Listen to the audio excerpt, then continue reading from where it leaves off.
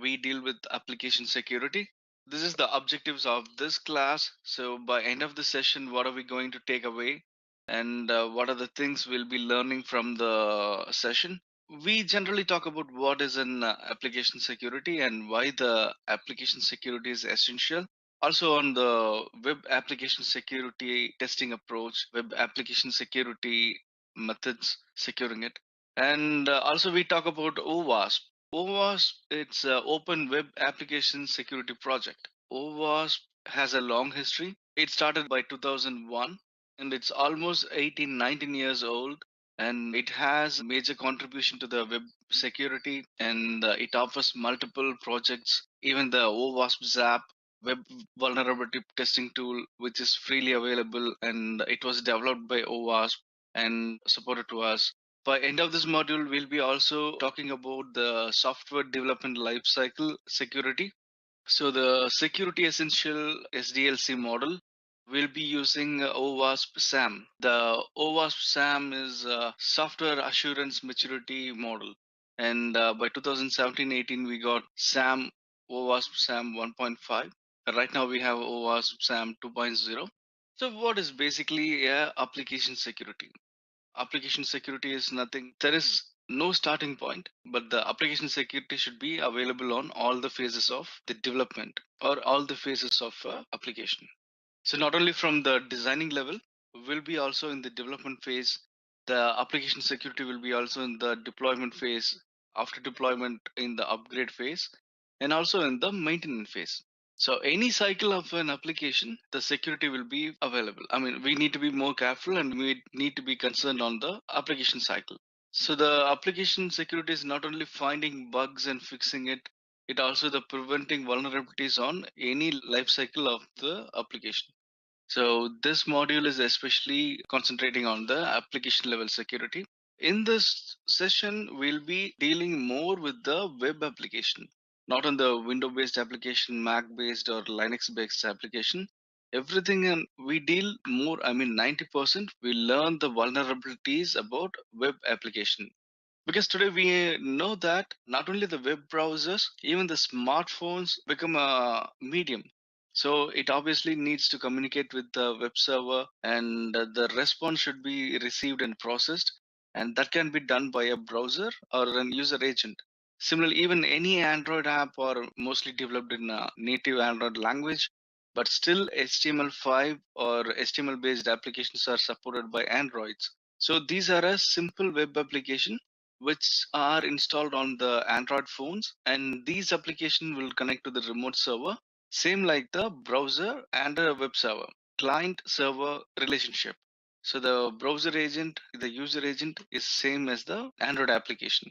So handling, taking care of, discussing more on the web application is much more required at this moment, as most people handle sensitive data on the go, on the fly.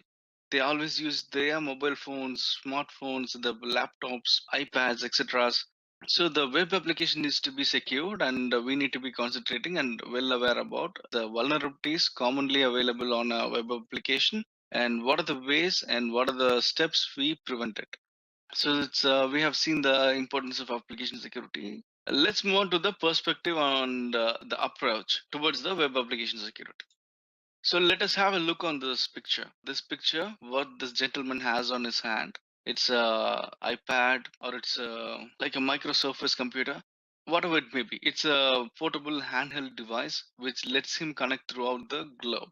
So what he does, he used to read books, he used to watch movies, he used to make some transaction, currency transaction. He sends out email, he checks the geolocation, he books a cab, he orders a coffee, he makes some cloud transaction, cloud upload, cloud download. Also, he does the health oriented tasks. Also, the chat or communication method, he's connected over the network, go green or ecosystem. I mean, he might be using recyclable components in his PDA, and also he used for a general travel purpose. So whatever, he almost deals with almost all the aspect of his everyday activity. So this was taken care by a small piece of device which was handheld. So on the go, he does all the activities, he takes care of everything, and his work is seamless. So he don't need to stop somewhere and go and wait for someone else to complete his task. Everything is done automated and it's software based. So now we can see what the gentleman right here does to the transactions happening every day. So in this side, we see what are the factors, what makes the web traffic or digital transactions more increasing day by day. So these are the reasons why the increase in digital transaction or digital web applications. As you know that the customers ease of access, everyone can connect and anyone can connect from their smartphones or their iPads, etc.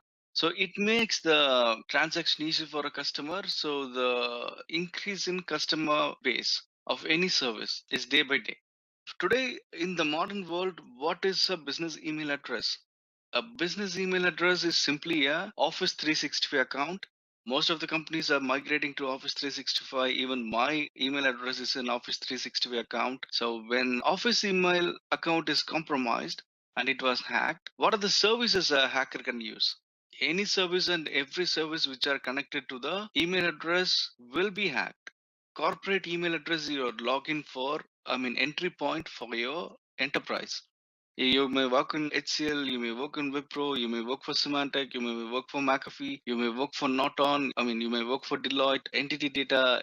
Any company and every company nowadays changing the login pattern. Previously the username and password transaction is no longer available. They are integrating the Office 365 and coming up with the single sign-on option. So once you sign into your account, the account will be linked to all the other services which are required for your employment, which are employed for your tasks, which are required for your job. So you do not need to sign into every individual application separately, one by one. So once you log in with your email address and your password, your email address is obviously your login ID, the password, you're authenticated, you got in, and all the services will be available. So this is an easy way for any hacker to manipulate things, to cheat or to fake or to trick it. To hack into any email address, it's easier. So what can we do for it just to make sure that the business emails are not getting compromised? By getting the multi-factor authentication. What is a multi-factor authentication? Everyone will know that username and password is the authentication method. Even if it's an email address or a username or anything, whatever it may be, a username and a password is required for authentication. As a security professional, we need to be so much understanding on the fundamentals of authentication. Let me type. So as a security professional, we need to understand the C important concepts, CIA, which are called as confidentiality, integrity, integrity, and availability. Likewise, we also need to remember the phrase AAA. First one, authentication. Second is the authorization. The third one is accountability. So now we talk about the authentication part. Authentication part, a very important part. There are sessions, pre-authentication and authentication and post-authentication. There are three phases which we handle on authentication alone. But in general, we simply to understand authentication means when we enter a username and password, the username and password will be matched in the database or any of the data storage location to ensure that this username matches to the password and it is a valid one. And once the user is valid, he'll be letting into the network. This is just a authentication part. Authentication is ensuring that he is the right person. So just to ensure he'll be let into the environment or he'll be given the access. So for business email compromise, a lot of the companies on most of the companies we enforcing to come up with the multi-factor authentication. What is a multi-factor authentication? Multi-factor authentication is simply what when you enter your username and password, you will be receiving an OTP, for example. OTP in SMS message, you just need to key in, or you'll be installing some time-based authentication mechanism like Symantec VIP or Google Authenticator or Microsoft Authenticator. So in the Microsoft Authenticator, these are called time-based OTP. OTP one-time password, TOTP, time-based one-time password. The time-based OTP It's simply a Google Authenticator or any application which is installed on your mobile phone. One-time password will be generating frequently, and it would be valid only for a particular amount of time, maybe for 30 seconds to 1 minute or for 2 minutes. The passwords will be. So when you key in, it will move on. It's a simple example. The multi-factor authentication is not only limited to one-time password. There are multiple concepts we talk about, we need to know about. So what you know, what you have, what you are, what you do, where you are. So these are examples. Authentication is, even if it's a Windows account, it will just verify whether the particular user is available. The web application, the Windows computers, Windows domain controller will have a list of usernames. Authentication first part will be matching the username and comparing with the list. It will just check whether the username is available on the list or not, or easy from the valid list. If username is not available, we should throw out a message the username is not available. So only the second phase, if the username is matching, it will match the password towards the list, towards the username. Once the username is found and the password is found, it matches and gives a OK signal. So the user is authenticated. Authenticated is just getting into the network or getting into the application simply. Authorization. What is authorization? Assigning the roles. So every company, we receive a laptop to work from home. So obviously we will not be a administrator of the laptops. We are a standard user. What a standard user is? Okay, let me come with administrator. Administrator is the person who got the rights and access to do whatever he can on the particular computer. For example, he is an administrator. But the same privilege, the same rights, and the same access cannot be provided to everyone, because we will not be aware about what is the knowledge of the person who using the laptop, or what would be his intention, and we would not be understanding what is his behavior or motivation towards the work. So the administrator access cannot be provided to everyone. So the access and the rights will be limited and will be provided only as required. If a person needs access to email accounts, I mean email just for sending and receiving, we'll be providing only access to the emails. So wherein he will not be provided access to the OneNote, the OneDrive, or Visio, etc. Because once the person is not having the task or responsibility to do carry on access with other applications, we will not be giving him access. So that we can also reduce the license count, we can buy only the license for Outlook and provide it to him so he can work on it. If the person needs to access only the Internet Explorer, we'll give access to Internet Explorer. So same wise, there is a concept we need to understand: separation of duties. This is a very important term, separation of duties. So in security, the rights and responsibilities of the person will be limited and will be only within the scope of his job. If a person does not need print access, it will not be provided to him. If a person does not require a network access for a network shared path, that should not be given to him, because obviously he don't have the files or he don't need the network shared location which is specific for a finance department. For example, if he is from facilities department, he does not need information of the finance team. So person works for a facility team, we will be providing only the limited access to the computer environment. We'll be providing access to the applications only to which he works for the facility. I mean, maybe inventory or stock details, and he will be given access only to the folders and files which are related to facilities. So we will not giving him access to administrative tools or administrative folders or finance folders or HR folders, etc. So whatever responsibilities or whatever minimum rights required for a particular person will be given, and duties will be separated. So likewise, there is separation of duties. The security works on a very fundamental basic, the concept of least privilege. This is the concept of least privilege, providing only the very minimal access to carry out a task. If I'm a L1 resource, I need a very minimal task to carry out. If I'm one level ahead, two level ahead, if I need any additional privilege, like simply just to have a printer access or file share access, I need to raise a request and it would be approved from the security team. The security manager of the particular domain will be monitoring or reviewing process. So once they are okay with that, they'll give me an approve. And also the privilege and the rights are not permanent. That should be time based and periodically reviewed. Simple example, if I was given access to use pen drives or remote storage devices on my laptop, I can raise a request and give an exception for some time, but it is not a permanent fix. It is not a permanently allowed one, because anytime an employee can change his behavior and his motive or attitude towards the work will change. So the rights towards writing or reading from the USB drive will be revoked after a particular time. So similarly, the least privilege, I'll be given back to the least privilege concept, and I'll be using the very fundamental or minimum rights which is required for my duty to accomplish. So coming back to the multi-factor authentication is what you know, it's your username and password. What is in your head, so no one else knows. So what you have is your mobile phone for OTP or TOTP, mobile phone or RSA token. So what you have is a mobile phone RSA token, comma your smart card. What else we can have? ID card. Okay, smart card, ID card, etc. are same. This is what you have with you, what you carry with you. It might be a smart pen or a wristband which is connected remotely, etc. These are what you have. In authentication, including authentication is nothing but what you know, username and password.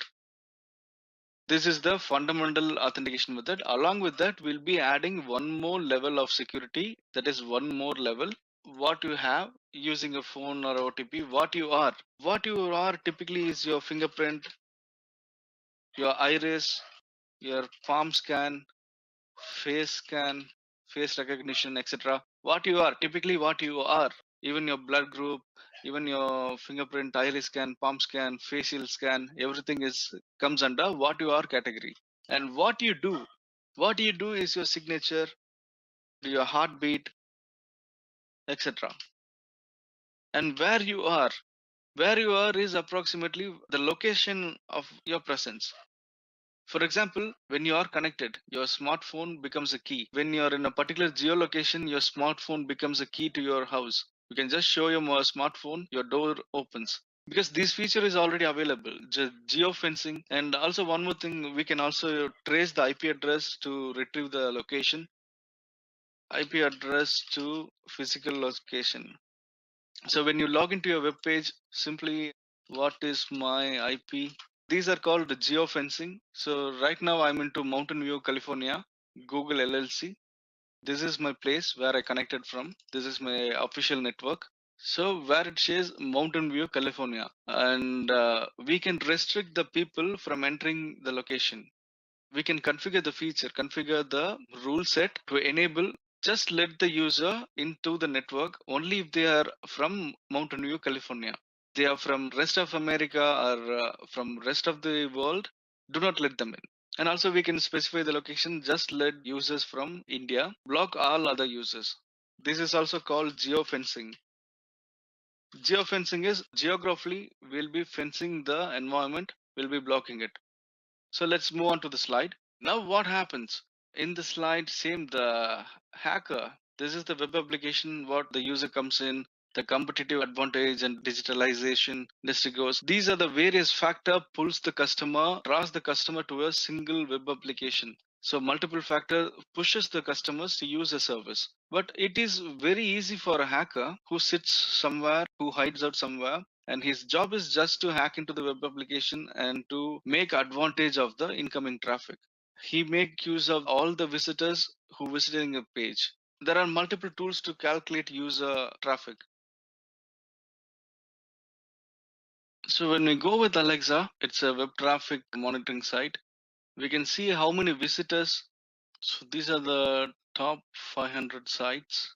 So first it stands with Google, by YouTube, Facebook, Baidu, Wikipedia, QQ, Yahoo. These are the top trending sites with top user traffic. So how many users are visiting, how many users are continuously visiting the page or reading the page. Based on it, every website will have a scoring system. So for example, when we take xyz.com, it's much familiar with it.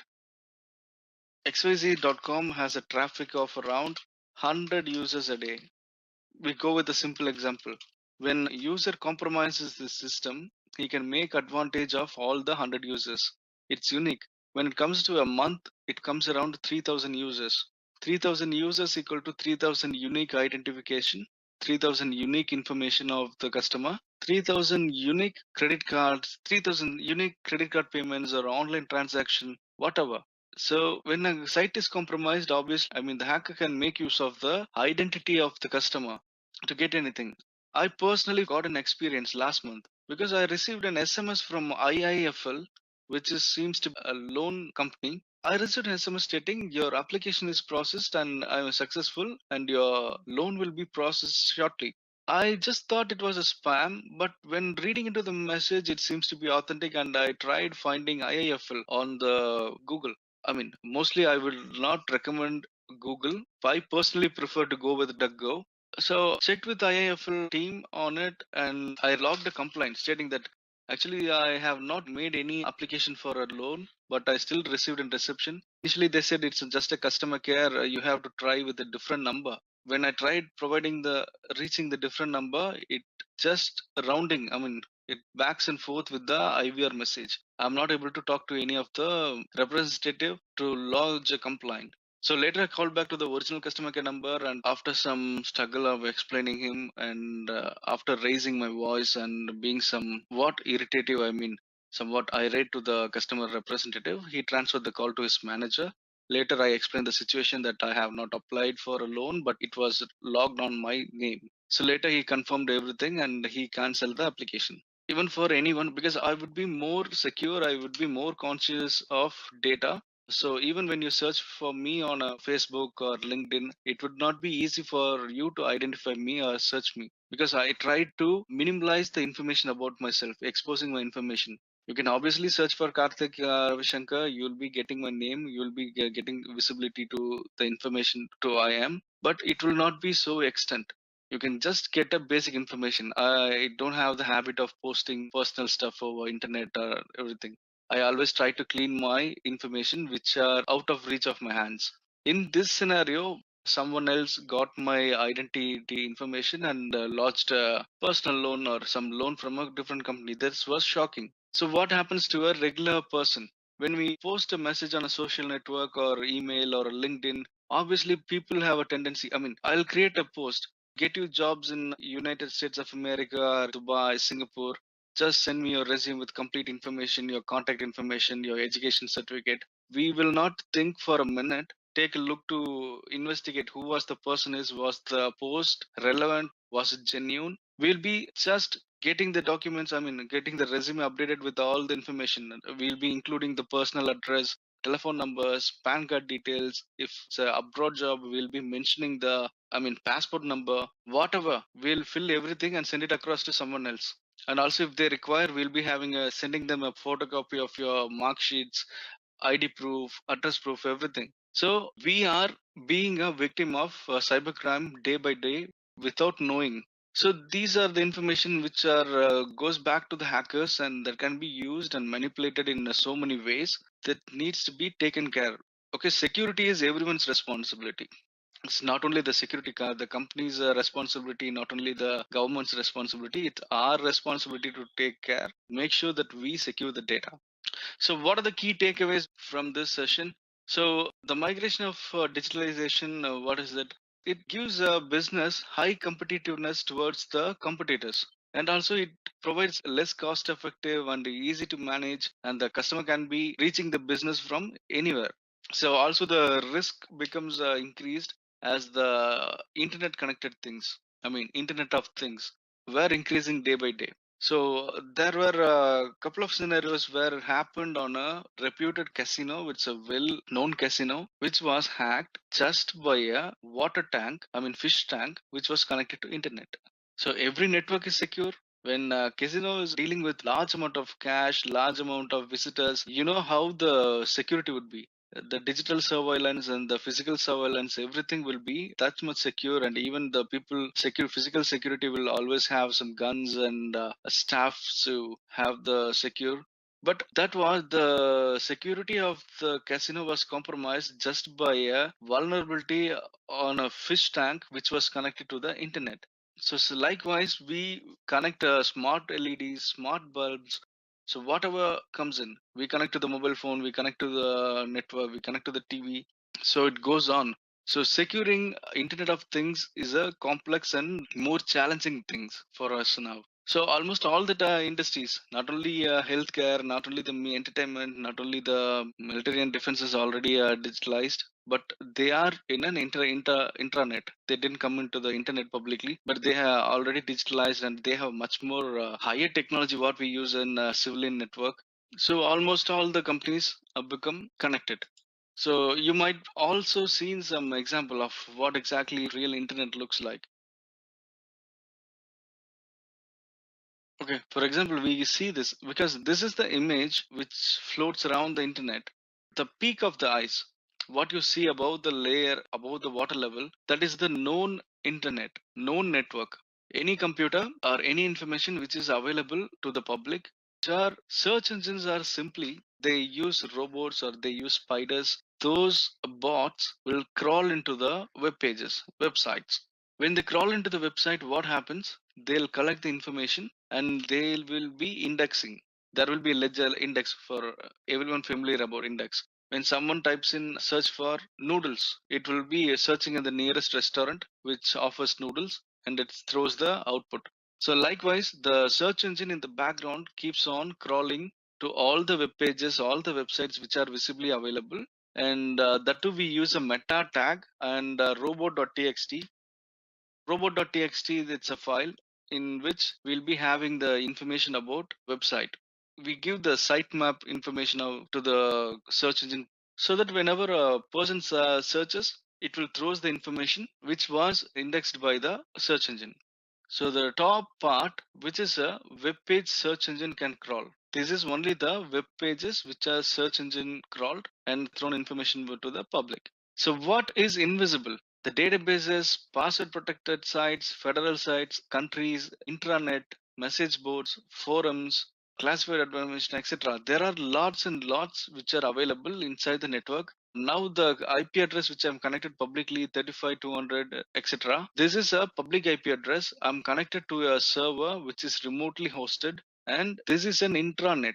This is also called as a dark network. I have a network of computers. I have 4 to 5 computers connected to this computer, and it's inside an intra network. It's in a LAN, but it is not visible to the search engine, and it is not able to accessible by the general public. This can be accessible only by the private individual, and it belongs to me. So it is an intranet, and it is also called as a dark net.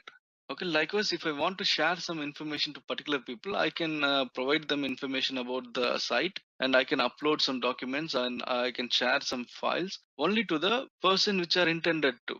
So same likewise, the information, your private information are freely available under the invisible site, invisible network.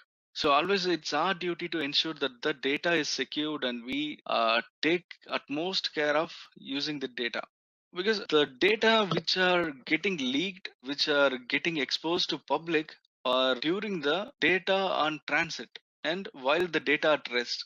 Okay, when the data at use, the data will be always in the memory, system memory, and once it's done, once the data is off to the work, the memory will obviously release the data and it will be no longer available. But what happens when the data transit, it transfers from one computer to other computer, obviously there is a possibility of getting it leaked. And also when the data at rest, the data might be copied to a different location, the data might be wrongly moved, the data are leaking. It is very much important to destroy the data after it's no longer necessary. Always having a best practice or best procedures and formulas to maintain the data. So right now we have the GDPR is 100% compliance metric and it becomes an act. So any company or any enterprise which is not complying to the GDPR, they need to face a huge fine and huge lawsuit against them. So what are the approaches we have towards the application security? So towards the left, it's a client or a browser or a user agent, whatever we can call it as. And in between the business logic and the client, we integrate a API. APIs, what are APIs? We have REST and SOAP. These are the two common APIs available. So REST API is more popular recent days because it has a good functionality and it's easier to implement and access. So the REST API or SOAP API can be integrated here to access the application logic. Application logic is further segmented into presentation logic, data logic, and business logic. The presentation logic is how the web browser performs or how the web server needs to present a process information. So before getting into it, I'd like to take you to the basic fundamentals of web application and HTTP. So HTTP, what is called HTTP? It's a hypertext transfer protocol, which will also be a HTTPS. The S stands for secure. The S will be using SSL or TLS. SSL is no longer available, it's already taken off. So TSL 1.0, 1.1 is also depreciated. Now we have TSL 1.2, and we don't have guarantee that TSL 1.2 will survive for long.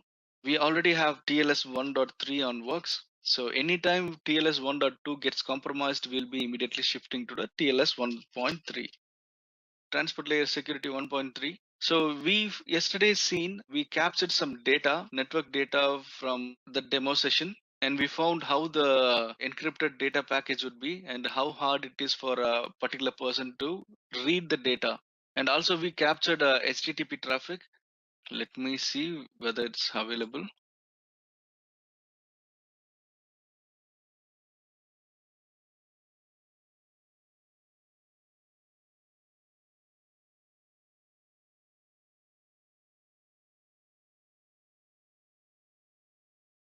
So this is application protocol type. Here I see it's a RDP.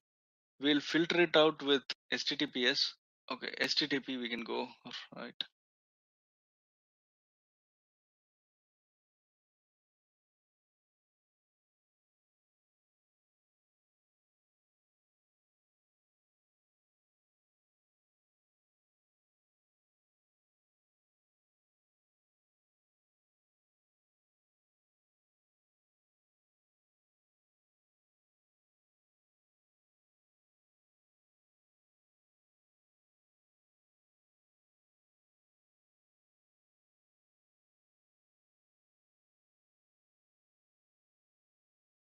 It gives only the HTTP bracket.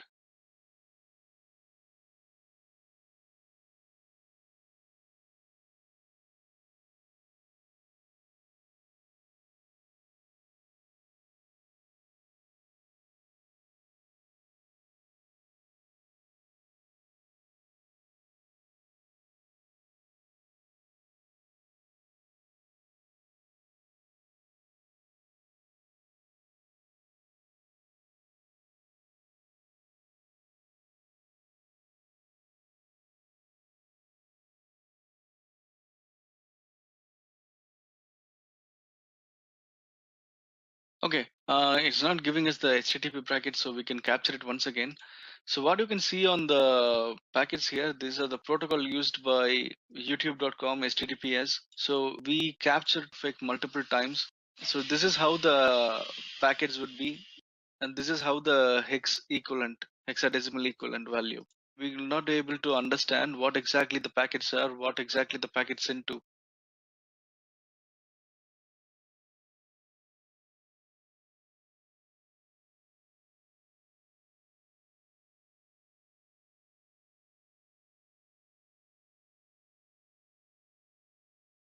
Okay, BBC. That seems to be HTTP.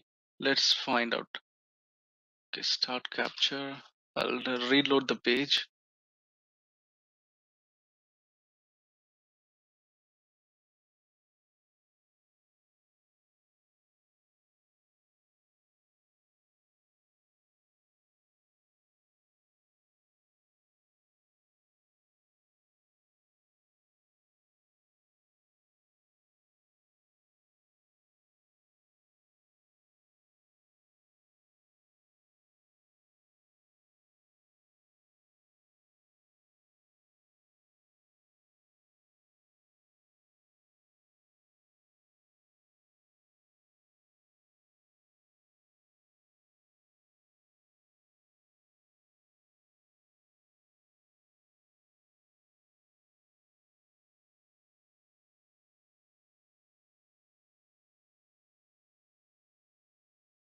So everyone can get this downloaded.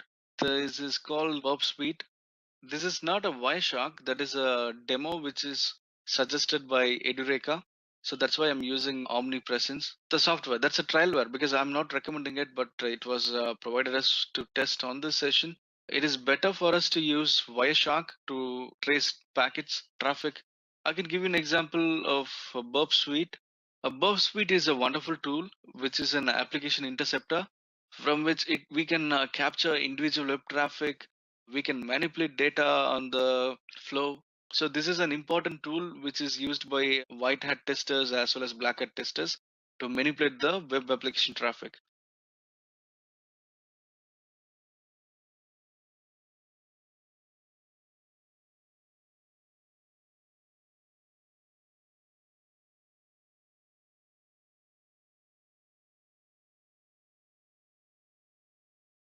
So Burp Suite Community Edition, this is a free edition. The only difference between the original, I mean the full version and the free version is that we cannot save the projects. When we close the session, obviously it goes off. So right now we can work only with the temporary project. I'll write with the temporary project, temporary Burp Suite defaults. So HTTP equal to request and response protocol. So I'll get this one. Let me call it as a server.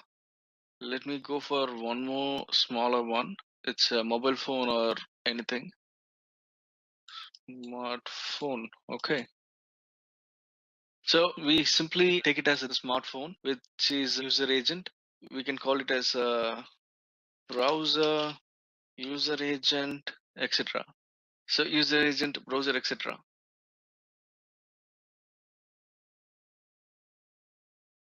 What happens is a server sends a request. This is a HTTP request. And for every request, there will be a response back.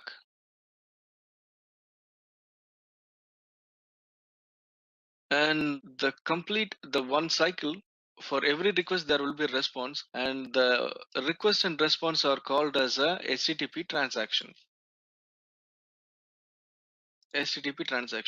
So when a client sends a request to get a data or to update something, the server then gives the response back. If the server has the resource, it will give it back to the requester or the user agent. If the data is not available, it says that the data is not available and throws an error of 404. And if the data is not available and it can be redirected, the STT code will be an 3. Okay, let me shrink this down and come back. Likewise, in this example, what we see application logic, platform, operating system, and database, application services, etc. are in the host and application logic. So the HTTP codes from range from 1xx, 2xx. Usually we see a code like 200 and state shows the error as 0. Okay. And 300, this code will be used for redirections. 400 series, example 404, not available, etc. And error code, if it's in 500 series, there is an error in the message. Error in processing.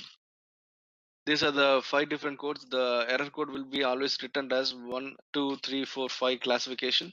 The error message 1 is server received the information, but it has not processed, or it's on the way it's processed. And when it sends, it throws an error message back, HTTP 2.0. It means server accepted the request. This is the return request. States it's okay, the normal state. This is how the Burp Suite typically looks like. We have initially it will be complex to see multiple options and multiple windows, multiple length. Let's simply go to the live example on how the HTTP traffic would be. So what I'm doing is I'm configuring my browser and I'm using the Burp Suite as my proxy. In option, I search for proxy, network setting proxy. I'll make manually change the proxy to, I think everyone can see the interface ID. It's 127.0.0.1. And the port number I'm using is 8080 as the proxy. So what I did is on the browser, I went to the options tab. I made a simple search proxy. and it took me to the proxy settings. I clicked on the proxy and I'm manually configuring the proxy here. So 127.0.0.1. So I'm configuring the 127.0.0.1 and I'm setting SSL proxy, FTP proxy, SOCKS, WebSocket. That is also a recent protocol which is implementing like HTTPS. So I'm using the port number 8080. So I made the changes, closing the tab and opening up a new tab. So right now the intercept is off. I'll start. So here let us try visiting a web page where we can go. Regular google.com. Usually the google.com become important name in internet. So anything and everything Google become more dominant, and usually no one will aware about what Google does. Why Google offers multiple free service. What the information Google receives from it. Actually it's data, customers data. For example, if I use a Chrome browser, my history will be also, I will be, most user does not have the tendency to clear the history or use private browsing window. They obviously have an Android phone and they have a Gmail account linked in. So Google has an opportunity to view all the emails, and it has the opportunity to read all your contacts, all your SMS, and all your browser history, all your payments and all your transactions. You might also be noticed when you book a ticket, book a flight ticket, or when you travel a ticket, when you receives an email back from them, automatically the Android phones will notify that your flight is at 10 o'clock, your train is at 12 o'clock. So the data is getting manipulated. Why does Google needs to know about my flight tickets? Why does it need to remind me? It actually gets the data and it collects the statistics of myself. So whatever I do, even Google Fitness is comes across. So it even captures what is my physical activity per day. So I am selling my data for free of cost to Google, and Google makes money from it. So that is why we are getting the free service. Google search engine is not free. We search information from the Google, but for Google advertisements, when you go simply google.com, when I type in google.com, I misspelled something. Do you see that in the background it captured something? It is because the proxy setup. Usually I'll be getting an option to exclude it, but in this browser I'm not getting.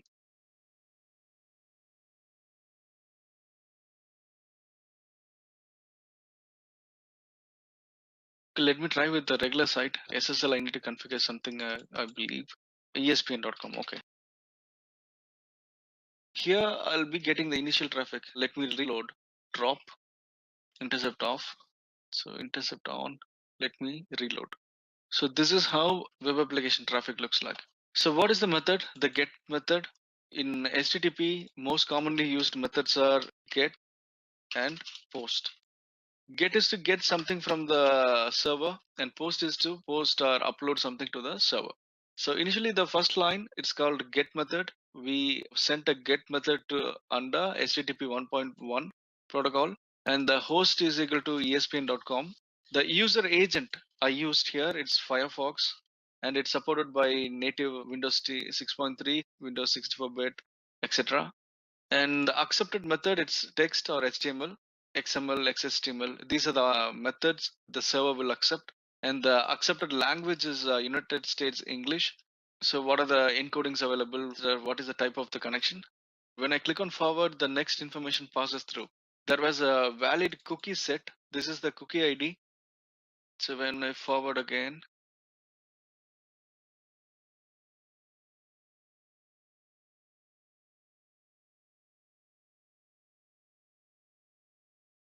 so this is simply I can monitor the traffic whenever, because when I create a hotspot, when I host a hotspot, I can intercept the traffic like this. So whatever goes through, it has to pass through me. And I can sit on a remote location. I can enjoy the browser experience. I can view what are the contents, what are the topics which are viewed by the user. So it's very much easy for me to get information from the place where I was.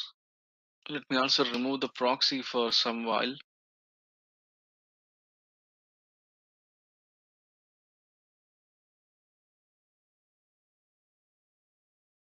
There are multiple business logic attacks happening, presentation logic vulnerability.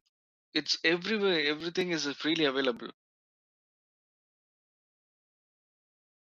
So there are multiple business logic vulnerabilities. Even OWASP has information on it. Risk factor, likelihood of business logic, look like the presentation logic and the data access logic. What exactly a logic is? Predefined set of rules on the application, which these rules will let the web server know how to process and how to access the resource or how to react to the particular type of request or how to send a response back to the client on particular edge, because logic is simply set of rules instructing your web application to perform in a similar fashion. And on the host, what it has, the platform, a platform may be anything like Apache web server, IIS, etc. The operating system may be anything. Most of the databases are structured query language based databases, and those are most vulnerable. From when we go back into the history, the OWASP is keep on releasing the top 10 web vulnerabilities, and I did always see the SQL injection is almost existed since from the history of web application, and even from the start of implementing a SQL database in any of your web application. The database may be anything: NoSQL, MariaDB, Oracle DB, Microsoft SQL Studio, anything it may be. Anything which uses a structured query language format is vulnerable. Because the only thing we need to identify what is the table and what are the queries and what is its schema. When hacker is very much experienced in database schema and database query language, injecting a script or manipulating this query language is very much easy for him. So with it, he can access and extract any data from a web application. The application services is similar, like frameworks or additional extensions like Java Beans or Java Servlets, Spring Framework, anything and everything it may be. So this is like a basic skeleton of how a web application looks like. What is a attacker's viewpoint on a web application?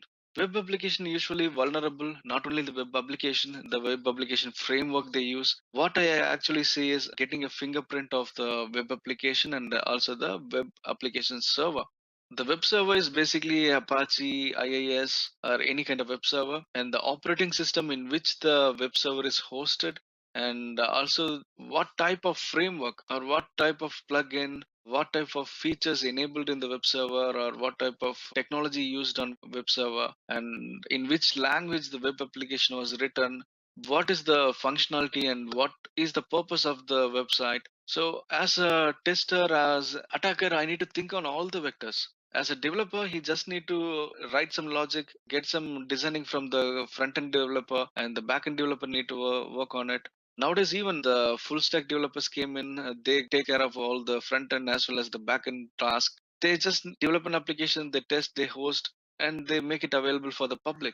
But I'm not sure 99% of the developers who does not think about the security of the application. To be precise, it's not like thinking on the security. They might not be 100% aware about the security vulnerabilities, and they might not be trained on how to test the web application security. So we need to think what the attackers think, and what is flooding request, the same DDoS task request, and host security, API service vulnerability. The API service vulnerabilities, there are REST APIs and other APIs. The vulnerability can be found on any place, because as an attacker, I can use the vulnerability of a client browser, or I can manipulate integrated API, or I can make use of any of the existing vulnerability, or I can make leverage the existing application logic to elevate my privilege. Or definitely, I try to attack the host machine. If it's a Windows operating system with known vulnerability or a Linux machine with the known vulnerability, I'll definitely hack into it. When I get the operating system access, I can obviously manipulate the servers or any application which are installed. So the attack may be happening on any perspective or any place. I mean, any part of the application. So this is the same thing explains security needs to be at every level. Each and every level, we need to work on the security of particular function. We need to take care of host. We need to take care of the operating system. We need to take care of the platform, the browser, how it interacts with the server, everything and anything we need to take into consideration. What the web application does is we need to verify the code, source code analysis. We need to analyze the source code for any malformed strings or any misinterpreted, I mean, mal written codes.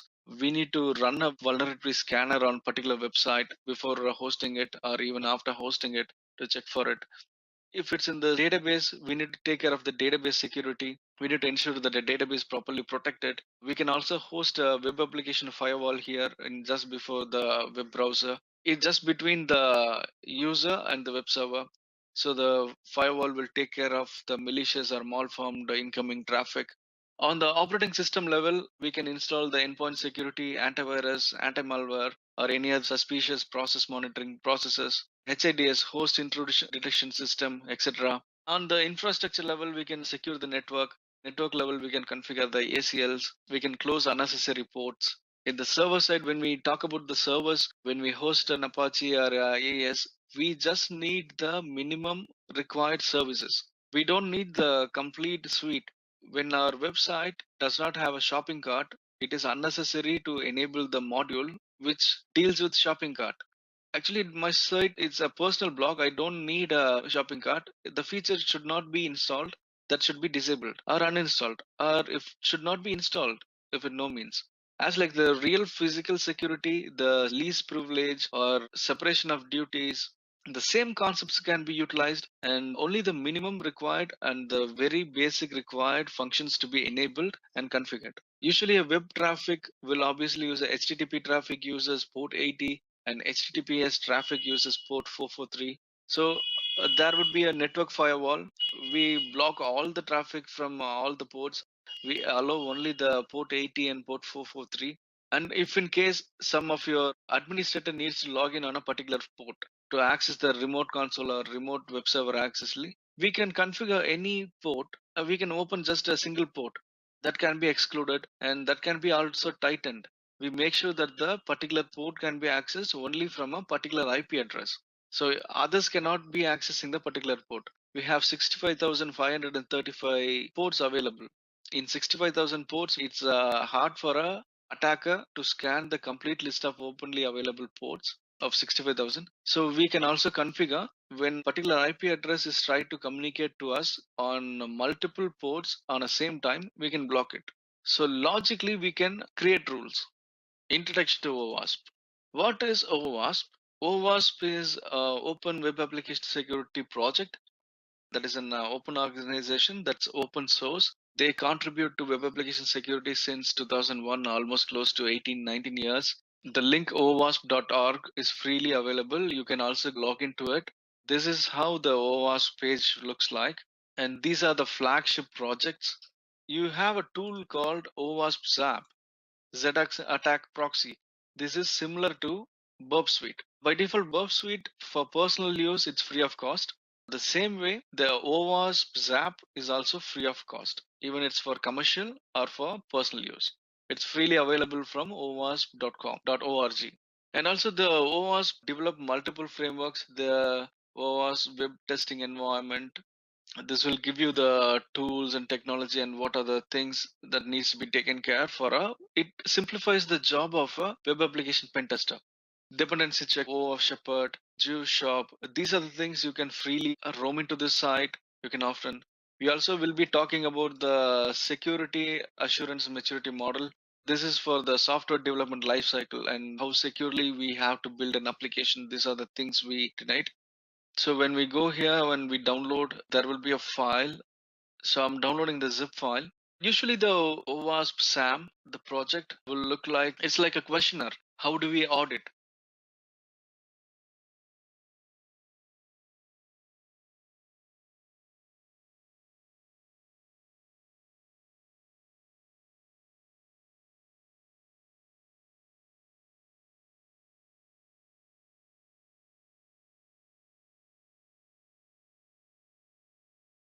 So this is the place where we need to go for the download.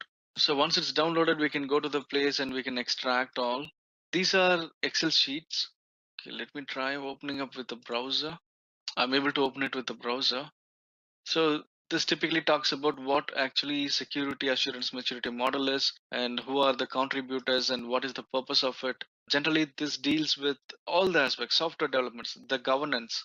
Under the governance deals with the what are the metrics and what are the strategies and what are the security principles to be included in it. What are the policies and complaints to be in place when developing an application and what are the guidelines it needs to be provided. Also in construction, while constructing the application, what are the things to be taken care? How do we make the threat assessment, and what are the minimum security requirements, and what would be the best and recommend requirements of it, and how do we securely architect application, the verification and operation, etc. These documents are simply gives you enhanced knowledge or enhanced guidelines. It is a framework for us to read and understand. This is for the software developers who develop software. They need to go through the booklet and they can make use of the framework to help them develop and provide a much secure application. So everything will be available on this zip file.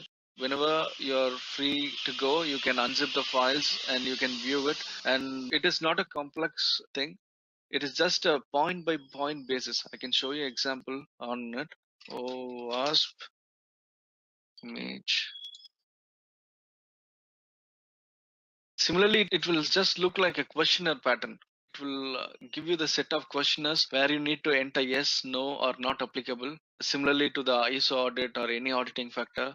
So, based on the applicability and non availability or availability of the source, resource, or following the procedure or not, the scoring will be done. And based on the scoring, your application will be provided with the security score.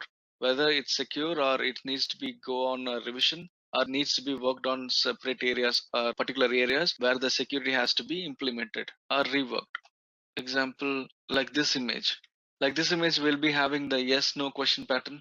It will give you the questions and we need to type in yes no, or we need to select the options to complete the questionnaire and to move on to the next. So everyone can make use of the OWASP app. That is obviously free for you to test and work on it.